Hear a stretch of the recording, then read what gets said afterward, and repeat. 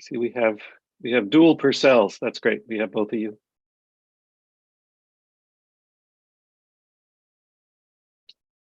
So I'm going to just let people, join for a few minutes here. I've opened the floodgates, and we'll see who shows up. We do have a number of people who are in the meeting with their video off, which is fine. You don't have to have your video on. But welcome everybody to this meeting of Carpinteria Birdwatchers for Thursday, February. Always be better prepared for this. February 16th, 2023.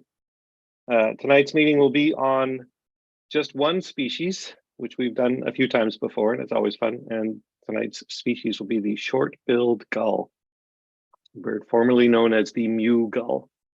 And I still kind of slip up sometimes and think of it as a mew gull, but the mew gull was split into two new species, and the one along the west coast of North America is the short-billed gull, and the other part of the group that used to be mew gull is now the common gull, which is a bird you see in Europe mainly, or like northern parts of the old world.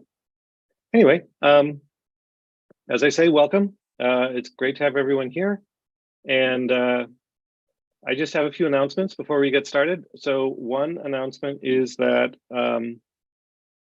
the eBird site has an article on this. It's the Great Backyard Bird Count this weekend. So if you have not put in an eBird list before and you're looking for extra motivation to do that, this would be a great time to start. They're looking to get more checklists submitted, more people participating in the Great Backyard Bird Count. So basically all weekend is the bird count. And there's a link to the article about it at the eBird site in the description for this video if you're watching on YouTube, or in the page at carpbirdwatchers.org about this meeting. Find that link. So I encourage everybody to go out there. I mean, I'll be putting in an eBird list because I pretty much put in an eBird list every day. But in particular for this meeting, for this weekend, we will also have an outing of Carpinteria Birdwatchers. And I wanted to make sure that if you are planning on participating in that, which I very much encourage you to do, that you be aware that it's at a special time. So normally when we do our Carp Birdwatchers meetings, we go out at 8 o'clock on Saturday morning and bird for an hour or two.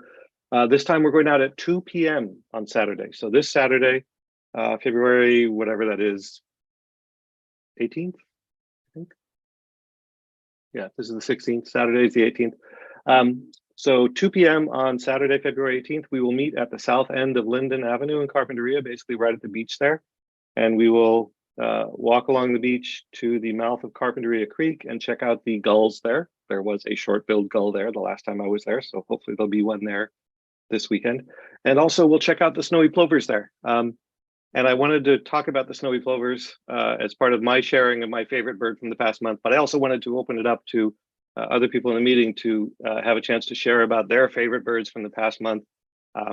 Again, the short-billed gull content we're going to get to in the second half of this meeting is a little bit shorter than we've typically done. Like certainly when I start talking about gulls, I can go on at length. So I'm trying to, keep myself a little more constrained this time. We'll have just a brief discussion about short-billed gulls.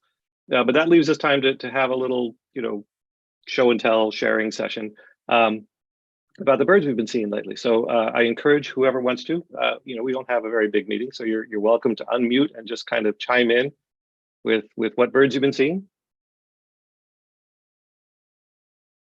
This is your opportunity to do that. I'll start. Okay. I've been spending quite a bit of time in the Santa Ynez area in the last couple of weeks, and I was really surprised and very happy to see Phainopepla almost every day. And that's up in the Santa Ynez Valley, you're saying, or like the Santa Ynez River, or? In town, in the backyard of my sister's house, and just, you hear them when you're outside, and I just noticed them almost every day I was up there. Oh, so the town of Santa Ynez. Mm-hmm. Santa Ynez is a confusing term for me because it could apply to many different things. Okay. Yeah, that's great. I have not seen a Phainopepla so far this year. As I've mentioned, kind of in a previous meeting, I talked about how I'm being more low key with my list building this year. I'm not, chasing down to try and get my list as big as possible. So yeah, phainopepla is on my year needs alert email that I get from eBirds. Like, you haven't seen a phainopepla yet. So I'm looking forward to catching up with a phainopepla at some point. I'll go now, John, while we're unmuted Sure. too. When we were up there, we went out to Arbor Ranch Road and up towards Sedgwick looking for the golden eagle. We didn't have success. But my favorite bird this year, and I can't remember who to give credit to for finding it, but it was the female wood duck that was at Lake Jocelyn. For me, that was the first time seeing that bird, and it was just a really cool bird. Like it. Yeah, it's true. Even the female wood duck. I mean, like the male wood duck, of course, like over the top, spectacular and colorful, but even the female is actually a really distinctive looking bird. Yeah, that was neat. That bird was there, you know, it was seen there for a week or two, and I haven't seen any recent reports of it. You guys were there recently, right? You saw pond turtles there today, you said, Jenny, right? Today. No sign of that female wood duck there? No, and we've been going pretty regularly and haven't seen it since that one time, or that 1 week it was reported.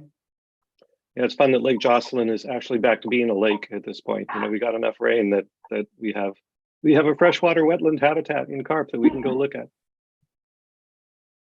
Well, that's really great. Thanks, Craig and Jenny. Anyone else have a recent favorite bird to share about that they've been seeing? Paul, yeah, you got something?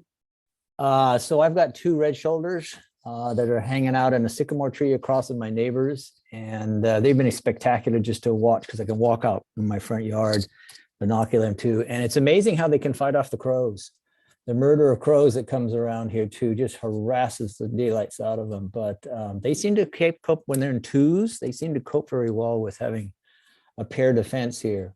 But those crows are really things here too. So I'm going to say red-shouldered hawk here too, just because it's right in my neighborhood. And I also have a Cooper's too that kinds of hang out. We've nicknamed her Fiona. Don't know how my wife came up with that name here too, but she kind of hangs around and takes care of some of the birds come to the feeders because they like to just dive in and feathers fly down and there's a food for them. It's that kind of stuff too. So those are my 2 raptors. That's very cool. We had red-shouldered hawks nested on the street right above ours a few years ago. And over the course of that, you know, spring into early summer, we got so used to hearing them screaming all the time because they're just, you know, they're very vocal. Very vocal. Have they been serenading you, these 2 that are hanging out? Yeah. Oh, yeah. Very much so. This morning they were doing great. They just walked out and they were just circling within their little territory, which is pretty small right now. So I think they're going to be interesting here. I haven't seen them, you know, a nest or anything around this area, so I don't know where they're hanging out, but they sure like that sycamore tree up there. But I'm hoping they'll stay for a while. Very cool. Very cool. Thanks for sharing that. Anyone else have any recent favorite birds to share? I got to go to Hawaii just the other day, and I got to see what? This is Brody. You don't have your video on, so is this Brody talking? Yes. Okay, tell us about it, Brody. You got to go to Hawaii? I got to go to Hawaii and I got to see a lot of cool birds, but one of my favorite was the cattle egret, and it was in breeding plumage, which was really cool for me. That is super cool. Yeah, when they have those yellow plumes going on. That's really neat. Yeah, that's a bird that you can sometimes see around here, but it's not automatic at all. Like, you know, you have to be lucky. I think, Jenny, you pointed one out, like, I think, you know, a year or 2 ago, you're like, John, there's a cattle egret on Linden Field. And I was like, oh, I'll have to go check it out. Because at that point I needed it for my year list. But that's neat, Brody. So how long were you there? I was there for 5 days. Excellent. My wife wants to go back to Maui, I think. So that may be a trip we'll be doing at some point in the future. And I'm looking forward to that. Okay, anyone else have any favorite birds that they want to talk about? This is your time. This is your opportunity.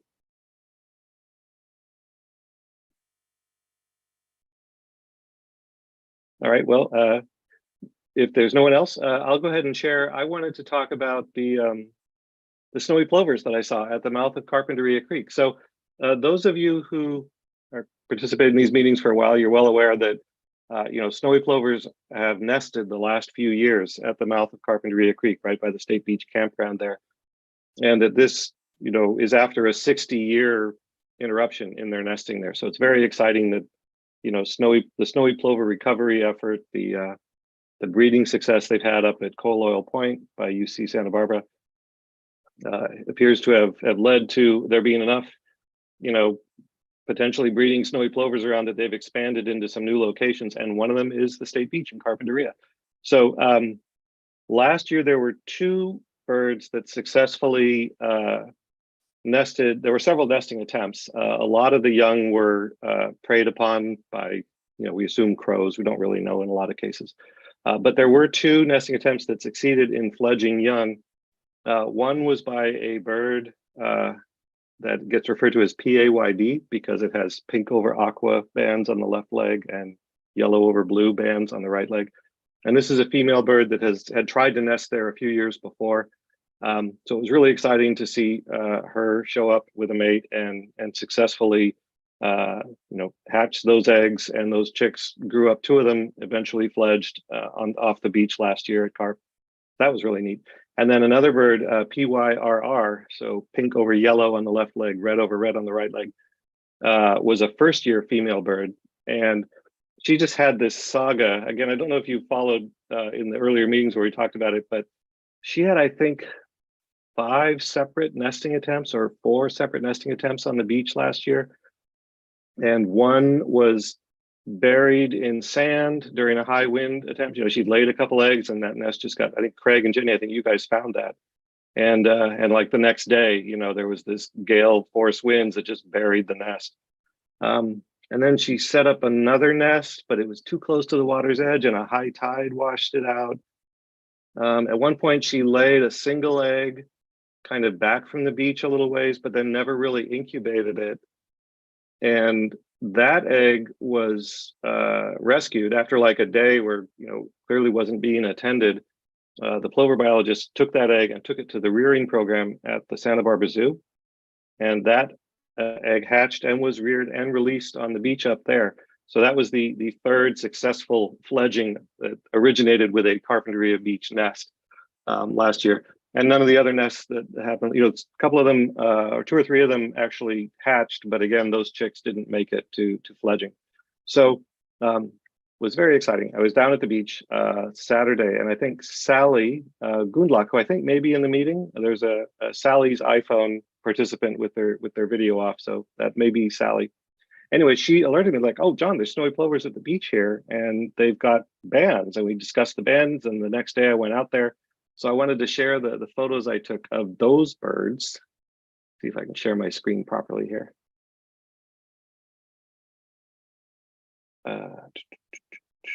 This is the one I want. Okay, so if I've done that successfully, you can see my eBird checklist. And then here's some photos I took of the snowy plovers there. And there was a pretty good sized group of them. There were 22 of them that we counted on the beach. And I think when I pass this on to the plover biologists who visit the State Beach and check on the plovers, they said, yeah, we've had up to 25 lately.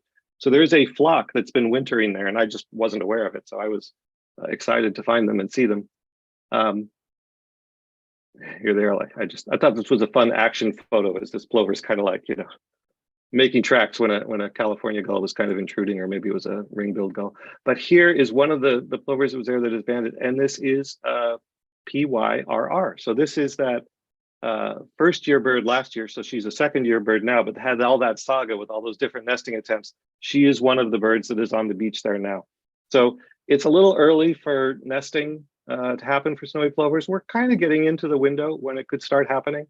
So I'm certainly excited about going down there and keeping an eye on that and looking for nesting activity. And again, it's encouraging that this bird that did nest there last year is hanging out on that section of beach. And then here's the other banded bird that was there. And this is PAYB. So this is the bird that was one of the first to attempt, or the first to attempt nesting at Carp State Beach that we know about a couple of years ago, and then nested successfully there last year. So she's also down at the beach there. So I was very excited about that. I mean, we had this docent program the last couple of summers. I mean, it was more of an organized program last summer. We just had sort of an informal docenting happening the summer before. But I've spent many hours down at the beach there, just kind of keeping tabs on these plovers, and you get very invested in their little saga, their attempts to successfully hatch and rear chicks on a very busy recreational beach, and the challenges they face in doing that. So I'm excited to see her back and the other plovers there, and I certainly am excited to see what happens with them. So that was my favorite bird of the past week. Okay, so with that out of the way. Hey, John, Yeah, before you great. move on, this is kind of sad for me, but if you need confirmation on the predatory activity of those crows, I saw it last year firsthand. I was there just looking at the baby little puffball chicks running around on the beach, and those crows were hunting them down, and I watched them grab 2 chicks and kill them and take them up into those cypress trees. And yeah, it's pretty heartbreaking, but that's nature. Yeah, it's the circle of life thing. I mean, if I were as invested in the crow babies, I'd probably be kind of, excited about them successfully, bringing food back to their babies. Yeah, it's an interesting thing, and certainly the history of the snowy plover recovery effort up at Coal Oil Point, which is a number of years further along, sort of in the process than we are here in Carp. They've had to deal with this. That initially there's maybe a lot of breeding success, or at least a higher rate of breeding success, and then the local predators figure this out, and they're like, oh, there's a tasty snack right there, and it's just these little puffballs running around the beach. I can just plop down and grab one, and I'm good. So, it's an ongoing process. We'll see what the plovers can work out and what we can work out. We can talk to people and encourage them not to leave their trash on the beach, or not to do things that might hopefully limit the effect of the local predators getting at them. And they do use those wire exclosures. They put those over the nest to at least prevent the eggs from being taken before they hatch. So, I mean, some of the other plover docents talked last year about how, it just really is hard for them to see that happen. And I appreciate that you were able to gather that information. And, certainly the plover biologists who are there more than we are, and have a lot more experience with this. They're like, yeah, this is the thing, and they kind of get used to it. But, fingers crossed we can get some more plovers off the beach there. So any other sharing, or yeah, Paul. Just a question on plovers here too. With the amount of driftwood that's on the beach from our storms, that's one question. Will that affect their nesting ability? And number 2 is, are they gone during a certain period, migrate here too? So, or are they staying around here? That's why you're seeing the 2 banded ones still hanging out. Yeah, I'm not expert enough to really tell you on either of those things. I do know that the beach has certainly, to my admittedly human perspective, the beach is looking more beachy now than it was, a week or 2 ago. It's sort of through the natural process, and maybe as part of the sediment deposition they're doing up at Ash Avenue, there seems to be more sand on the beach, a little less driftwood. I mean, for a while there, it was just, the driftwood market and no sand in sight. So yeah, the plovers seem to be hanging out there. So I would expect that they can do their what they need to do. But I don't really know. I know that when I reached out to the plover biologist, Nat Cox and April Randall and Sydney Hill, with the state parks, about this sighting last Saturday, they're saying, yeah, they're curious too. They're curious to see what the physical changes on the beach do in terms of plover breeding there this year. So we'll have to find out. Okay, well, with all that said, I guess I will jump into segueing into the short-billed gull content. So I'll go back to sharing my screen, and we'll talk about short-billed gulls. Okay. Whoops, I did the wrong thing. Let me try that again.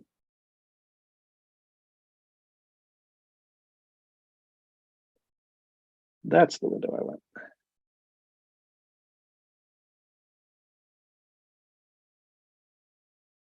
Okay, let's see.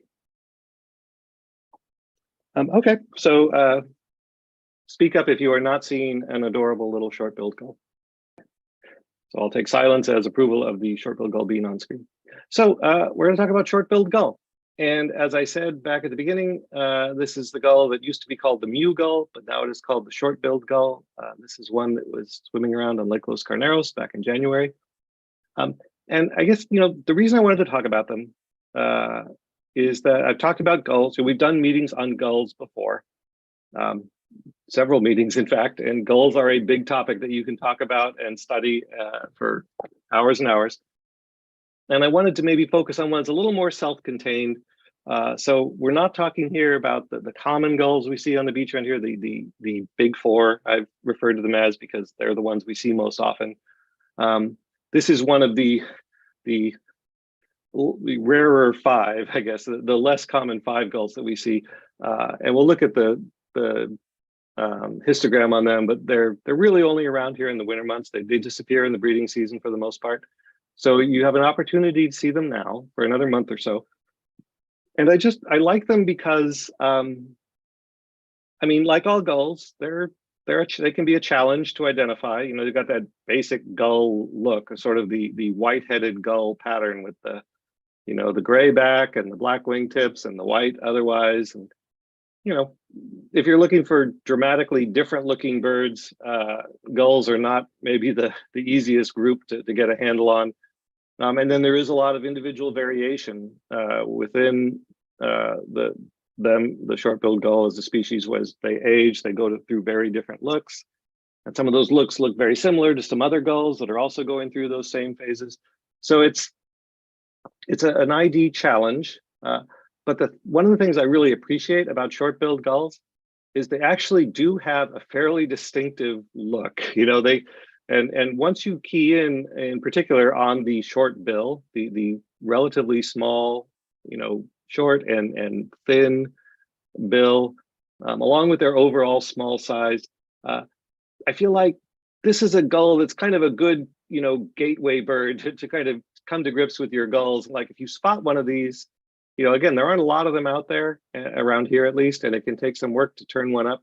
But once you turn one up, they're pretty distinctive looking. So if you know what to look for, you've got a decent chance of finding one. And I just find that fun, you know. I just think they're really cute. You know, not all gulls really, I think, fall into the cute category, but short-billed gulls, I think, are actually pretty adorable looking. They've got that little round head and a little short beak, and I don't know, something about them appeals to me as just like a cute little bird that I like to see. All right, so let's talk about them in a little more detail. Here are two short-billed gulls, a young one in the upper left. So this is a first winter bird probably, and then an adult. So probably 3 years old or older. You know, short-billed gulls take about 3 years to get to their full adult plumage like this one has. These are both non-breeding birds. In the breeding season, they'll look different. But when we see them, this is basically what they look like. And again, there's a footnote on that. Like, as with all gulls, there's a lot of individual variation, right? So some individuals are a little further along in the process. Some are less far along in the process. Some have, you know, different parts of their body kind of go through this development process at different rates. So these are sort of generic, you know, first year winter short-billed gull, and then an adult short-billed gull. But as I've said in the other gull meetings we've done, and I've linked to those in the description for this video or in the page at carpbirdwatchers.org about this meeting. You can go watch those earlier meetings if you want, or you can, you know, get out your field guide and go down to the beach and study the gulls, which is probably more fun. But I talk about, you know, you really want to look at the bird's overall size and shape as a good starting point to kind of narrow down what you're looking at. And, you know, these birds are just kind of by themselves in these photos, but in, you know, a real life situation, it's likely they'll be part of a mixed flock, or if you're lucky, they'll be part of a mixed flock, along with some other gulls that you do know pretty easy, that you're more familiar with, and you can compare them in terms of their relative size. So short-billed gulls are fairly small. They're one of these smaller gulls that you'll see on our beach, and we'll see some examples later where they're in the shot with some other more familiar gulls. So they're quite small. Again, that beak is a really good thing to look for in terms of its very small size. It's thin, it's short, there's not a lot of beak there. And this sort of rounded head, the kind of smudgy pattern on the nape, that's something that a California gull in the winter would have as well. So, but it's something to look for in this winter plumage adult. The younger the first year short-billed gulls, this immature look that they have, they've got a lot of sort of brownish smudging on them. You know, they're kind of, the impression I get is that they're kind of uniform, like not, you know, they're not just unpatterned. There is a pattern going on with them, but there's a lot of brownish smudging, and it's fairly extensive on the underparts is a good place to look, you know, And in terms of distinguishing them from, say, a first-year ring-billed gull, which is another kind of similar species you might see on the beach, that's a good thing to look for. The ring-billed gull is going to tend to be lighter in color in that first-year bird than these short-billed gulls. But go study the gulls. You got to go look at a few hundred of these birds, and then you kind of start getting your head like, okay, this is the range of variation for this species. This is the range for this species. Anyway, so I want to talk about, actually, I'm gonna link through to the eBird page for these, and I've actually got this loaded already. So let me just go there. Is this the one I want? No, this is the one I want. No. Yes, this is the one I want. So if you're in eBird, and I use this resource a lot for this kind of thing, and you see a species name that's a clickable link. If you click through to it, there will be an eBird page specifically for that species. And it's really useful. And it'll have some photos and you can kind of look at them. So here is a breeding plumage, adult short-billed gull. Again, we're not really going to see them in this plumage so much. Usually they're gone, I think, by the time they start looking like this. I could be wrong about that. But I'm used to seeing them more in their non-breeding plumage. Here is a non-breeding adult. So this is sort of the typical adult short-billed gull look that I'm used to seeing around here. Sort of yellowish, bare parts. This is not, besides the overall size and shape, the bare parts, the beak and the legs and feet are good things to check out when you're looking at gulls. Here's a first winter bird again. So, you just you have to get used to this. You have to get used to what they look like and look at a few of them. But, again, that little tiny beak is a good starting point for thinking, oh, maybe I've got a short-billed gull here. Here's a juvenile plumage. So when they're really young, they look like this. I'm not sure I've seen one in this plumage. It seems like it'd be possible. This was in Monterey in August. So maybe, really early in the fall or late in the summer, we might get one. Here's an adult non-breeding in flight. Sort of the basic white-headed gull pattern with the gray and then the black wingtips and the little white windows in the primary tips. But again, even in flight, you can see that short little beak and this kind of brownish smudging in the non-breeding plumage is a helpful indication. Here's the first winter bird in flight. Here's a whole group of them hanging out. So I find that useful. There's more information on that page. I've set this for Santa Barbara as the region, so it's showing a range map centered on Santa Barbara. I've got a bar chart that shows the occurrence of the bird throughout the year. Photos, taken in Santa Barbara County, and you can click through those and see lots of examples of what they look like. Apparently, we have no audio recorded of short-billed gull in Santa Barbara County. And then there's this link also to All About Birds, and I'm going to go to that as well. So All About Birds is kind of another resource that the people who do eBird have created. It's more like an actual online field guide, and you can go there and find out life history information. Some of the same photos we were just looking at are going to be there, and then it's got some other cool stuff like a range map. So this kind of shows you the distribution of short-billed gull, and you can see this reddish area is where they're breeding up in northern Canada and Alaska.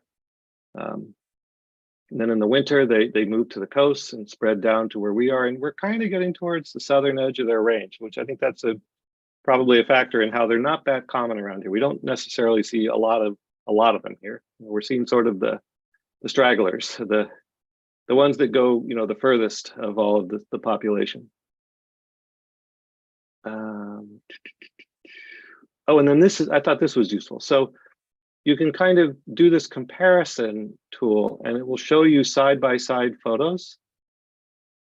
So here is, the ring-billed gull, again, is kind of a smaller gull, maybe a little bit bigger than a short-billed gull. But if you're looking at gulls on our beach around here and you see a smaller one, chances are it's a ring-billed gull. That's the most numerous smaller gull that we have around here. So it's a good, comparison to kind of get an idea. And these are breeding adults. Let's go to the non-breeding look. So here's a non-breeding adult and a non-breeding subadult ring-billed gull. So, the ring-billed gull's beak is kind of on the small side too. So that again is a, important thing to really focus on and try and distinguish, the smaller gull I'm looking at has a smallish beak, but is it really small, which will get you into short-billed gull territory, or is it just a little bit bigger, which puts you in ring-billed gull territory? And then there's some other characteristics you can look for to distinguish the two. And I guess I'm not going to go into a lot of detail about it, but I certainly encourage you to do your homework and spend your time studying these gulls, either online or, ideally out in the field where you can actually plunk down and just study these gulls and just compare them in a big mixed flock. So here's let me get a first winter, there we go. So now we've got a first winter short-billed gull on the left and a first winter ring-billed gull on the right. So that kind of gives you an idea, these are pretty similar looking birds, right? So it can be subtle to tell them apart, but that beak is just a little bigger. It kind of swells towards the tip. I think of the ring-billed gull as having this kind of banana shaped beak where it gets a little bit swollen. And the short-billed gull is more, just a short parallel sided, a different type of banana, a smaller banana. The ring-billed gull has kind of got more, like I talked about, the sort of overall kind of brownish, sort of muted, kind of low contrast look of a first year short-billed gull. And the first year ring-billed gull is similar, but it's got like the contrast knob kind of turned up a little more, right? It's got more like these dark, distinct flecks as opposed to this kind of smudgy, dark stuff, right? Again, I always talk about the ring-billed gull looks like it's been applied with a pencil, the little dark smudges, whereas the short-billed gull is more like, I don't know, pastels that have been kind of smeared around a little bit. Anyway, I encourage you to go spend more time looking at these pictures. Okay, so I'm going to jump back to the slides. And let's see. Yeah, we'll go from here. And what do we have? Oh, so here's the blown up version of that histogram we were just looking at. And in this case, what I've done is I put it next to the big four. So the four most common gull species we have throughout the year are on this. But then I've highlighted here the short-billed gull histogram. And again, we've looked at these a lot. These are, the bigger the green box, the higher the percentage of eBird checklists submitted during that week that had this species. And this is for Santa Barbara. So you can kind of see we have ring-billed gulls, we have short-billed gulls. I've probably been doing that. I'm going to mess up and say ring-billed when I mean short-billed. If you hear me say ring-billed and you think I meant short-billed, I probably meant short-billed. But if you look at the short-billed gull, January, we got a fair number of them. February, March, got a fair number. And then it really drops off. Basically, the end of March, the large majority of them leave and they head north to go breed. And then they show up again in November. And, you can still spot a few. And if you do, it's kind of exciting. But now is your time to really get a good look at them because your odds are much better during these months from November through March.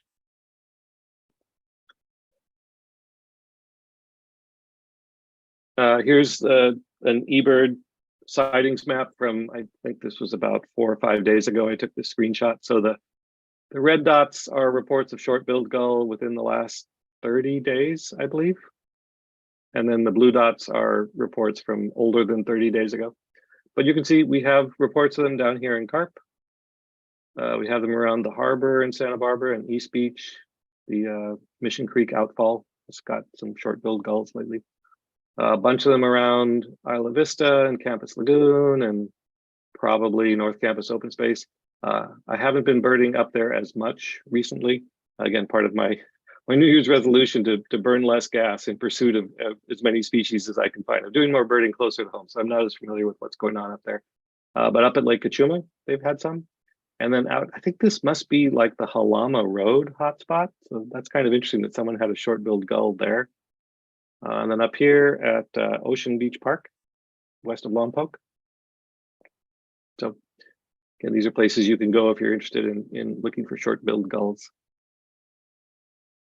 I'm just going to throw in some more photos. So here is a photo of one I took back in January. And again, this is our sort of first winter short-billed gull look. So again, that beak structure, the kind of smudgy brownish pattern that's not too boldly patterned, kind of a muted pattern, at least compared to what a similar aged ring-billed gull might look like. Here's a photo from the Carp Creek estuary a few weeks ago in really bad lighting. So I included this one. You can't see the bird's plumage pattern terribly well, but you can still see the silhouette. And it turns out, you know, that's actually enough with a short-billed gull. You can see that little tiny beak, little tiny parallel-sided beak, relatively long wings. You know, short-billed gulls, as we've been saying, are highly migratory.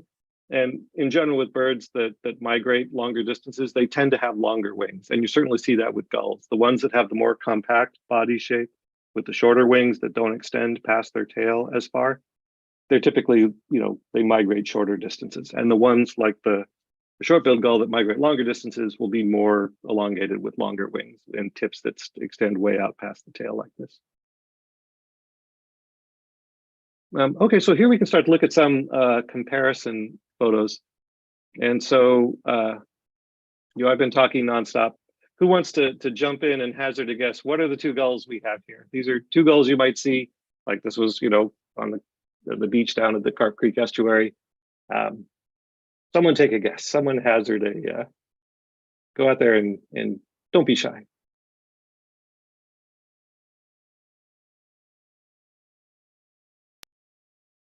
If you're talking and I'm not responding, it's because you're muted. So Okay, short-billed gull and western gull. Good call. Yeah, that is exactly what I think we have here. Good job, Craig. Short-billed and western. And so I'm not sure. On my screen, I have this like zoom toolbar that's kind of obscuring the top of the screen. Is that obscured for you guys as well, or can you see the western gull without that bar there? We see that bar too. You do see the bar? Mhm. Yeah, I wish I knew how to get rid of that. Maybe there's a way I can get rid of it. I don't know how. I apologize for that. Well, we'll just tough it out. Birding, you know, often has challenges, right? There's like bad light or lots of wind or the birds are far away. You know, so in the case of Zoom meetings, sometimes there's a Zoom screen control that's partially obscuring the view. All right, let's go on to another image. Okay, so here's another view with some out of focus birds in the background. Anyone willing to jump in and hazard a guess? Brody, I see you've turned your video on. You've always been very good at like leading the way on jumping in and taking guesses. Are you willing to take a guess on these birds? If you're talking, you're muted still. I'm hearing something. Can you try again? I'm at a restaurant. It's hard to hear. Yeah, Sorry. it sounds like you. Yeah, it sounds like your connection is not great. Well, that's okay. Yeah, so what I'm going to say we have here is a single short-billed gull in the center, and then a whole bunch of California gulls around it. And you know, these ones that are kind of tucked in. You know, I said in my eBird report where I put this photo that they were California gulls. I'm not sure that I would be super confident of that without knowing that, because I had a better view of them when I was actually there in the field. But you can see that compared to the California gulls, the short-billed gull is just a little smaller. You know, it's a pretty similar shape. It's sort of like you took a California gull and just scaled it down a little bit, because California gulls have relatively long wings as well. They're also, you know, pretty migratory. So kind of that same elongated look. The smudging on the California gull is more distinctive, darker, more extensive. You know, again, more of a muted look on a winter adult short-billed gull, which is what I think this is. And then this is the only one where you can actually see the beak fairly well on one of these California gulls. But you can see it's just a bigger beak. You know, it's longer, and I mean, this is an immature California gull, so it's got that dipped in ink black tip that they tend to have when they're immature. But there you go, California gulls and short-billed gull. All right, back to just a single look again at a first-year short-billed gull. You know, giving you a good look, sort of that brownish smudging on the underparts. Again, it's sort of useful, that sort of broad, sort of generalized brownish patterning on the breast and belly is a useful thing to look for. Here's a whole bunch of short-billed gulls at the Goleta Sanitary District. So short-billed gulls have these sort of interesting habitat preferences, and I'm not sure why, but they really like the Goleta Sanitary District plant. And they recently reopened after COVID, so you can in fact go bird at the Goleta Sanitary District. And it's not the kind of place that someone not a birder would view as an attractive destination necessarily. It's like well, Craig, you could tell us all about sanitary district plans, right? For you, it'd probably be super interesting, right? Because you manage the Carpinteria treatment facilities. But so yeah, you can basically call them up or go on their website. I'm not sure where the information is, but call them, and you have to go in ahead of time and kind of get yourself, officially approved and sign a waiver. And then these days, there's only certain hours you can go visit. I think it's like Tuesday through Thursday from 10 to 2 or something. It's not really prime birding hours, but yeah, I'm just happy they let us go in again, because there's some pretty amazing birds there. Like if you want to go, again, if looking at a sewage treatment pond is your idea of a good time, if it's full of ducks and gulls and fun stuff like that, I encourage you to go check it out. And they have a lot of short-billed gulls there. The short-billed gulls really like it there. Here's another one on the beach, another adult. This is one I took just like a week ago, was hanging out down there. So I think this is the one short-billed gull I was able to find on that visit. So, again, I got my fingers crossed for Saturday. I'd hate to go through all this buildup. We get out there on Saturday and there's no short-billed gulls. But there was one back on February 11th, and I've got the photographic proof of it. Okay, so here's a cool shot. So here we've got, well, I'll just, I'll wait to hear what people think. This is, again, one of our big four in the back and one of the more distinctive ones. So someone should be brave enough to jump in and offer an idea on what we've got on the screen here.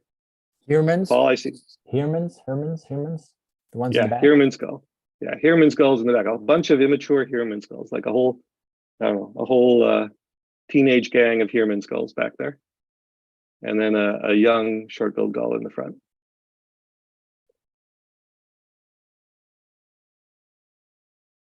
Okay, so I included this photo, which is a really bad photo. So this is at NCOS, the North Campus Open Space.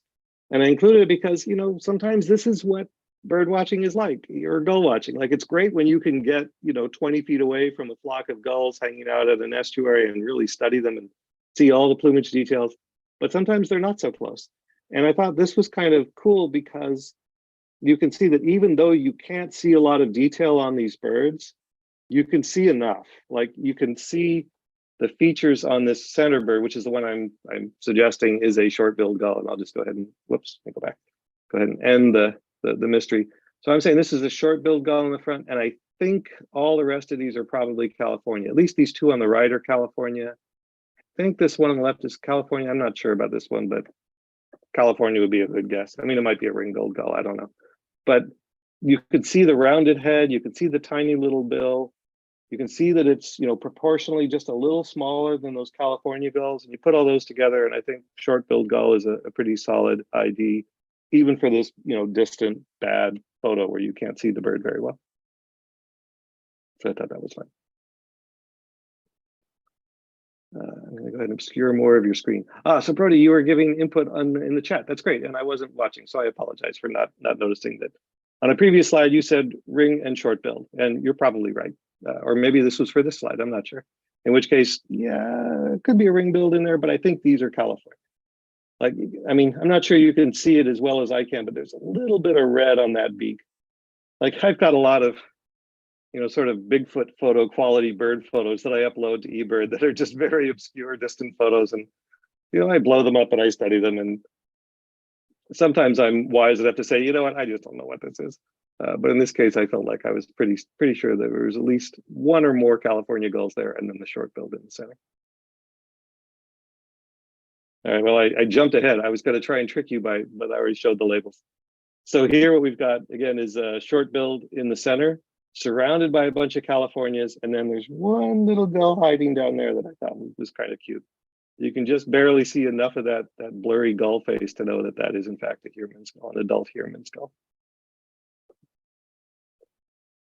Let's see, do I have any more or is that it?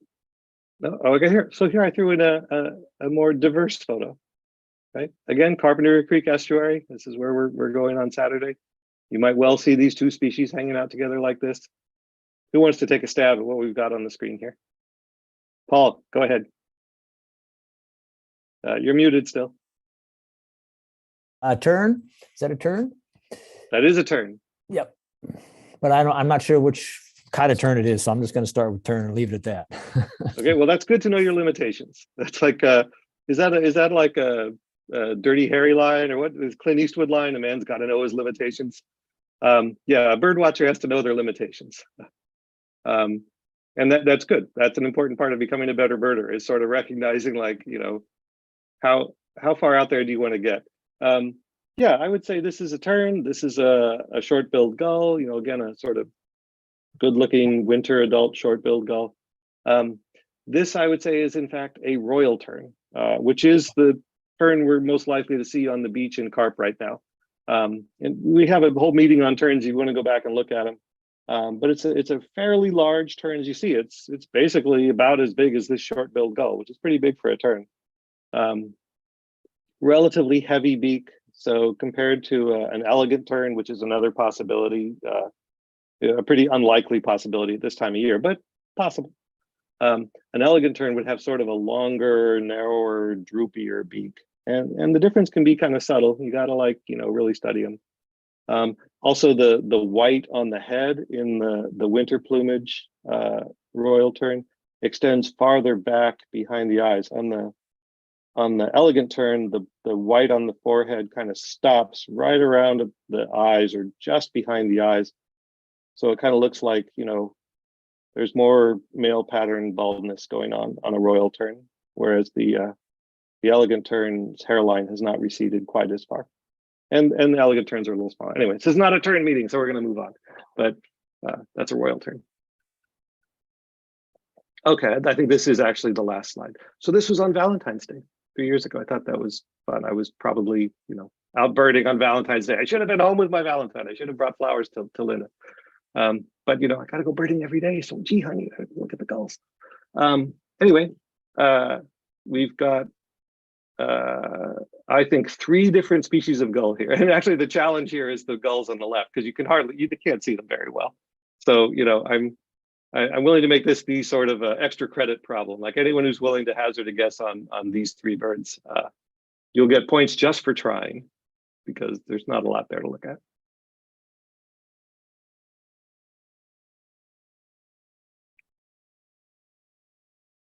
All right, Brody just said in chat, California Western and short-billed. Brody, you get a gold star.